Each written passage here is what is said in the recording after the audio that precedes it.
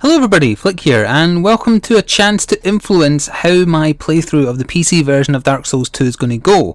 Now you may already be familiar with my mage playthrough of the PS3 version, in which I spoke about doing a second playthrough of the PC version, and I also pitched one build that I had in mind.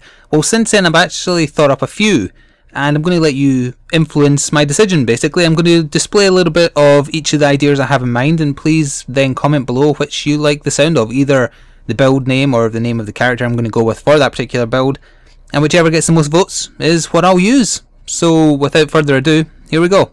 The first build, which I'm calling Lightning Flik, is the one that I spoke about in my mage playthrough. It is a primarily faith based but also offensive based build, focusing on using faith magic, in particular the lightning based faith magic, as an offensive powerhouse.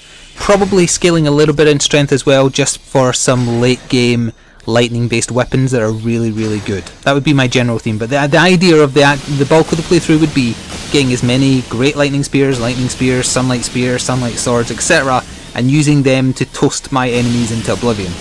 Now that's the one that appeals to me. It's not something I've done before, but there are other options, so let's move on. The second build I have in mind I'm calling Flix Strife, and it's one I've already played through off camera, well, kind of off camera, to get footage of myself killing every boss. It's an ultra greatsword strength build. I'd be aiming for using the greatsword, which you pick up in Huntsman's Cope. No, you find it in No Man's Wharf. That's where you find it. Basically rushing that and then building from that, building into Havel's eventually, and Havel's shield, and tanking damage. I wouldn't be doing an evasive build, that just wouldn't work with this kind of thing. You'd be a physical powerhouse, no magic really, maybe pyromancy, but pyromancy's pretty nerfed now, so it wouldn't have a big factor on how I perform. It's mainly about using a big buster sword. That would be the idea of this build. Next we have what I'm calling Dark Lord Flik, because I would look like a Sith for most of it. I would be aiming to get into Strade's gear, and then I would be aiming to build a reasonable amount of dex, in fact focusing mostly on dex, and then a tiny little bit of int. And the purpose for this would be purely to see if there's any kind of way in a player versus enemy capacity to make twin blades viable, because mostly they aren't. They've recently in the patch had a durability increase, which is good, so maybe they're viable now. Twin blades, to be used effectively, have to be two-handed, so you wouldn't have any kind of shield to rely on. You'd have to use evasion a lot, although you can block with the twin blades in both hands. So yeah, I'm really interested whether or not twin blade builds are at all viable from a player versus enemy perspective.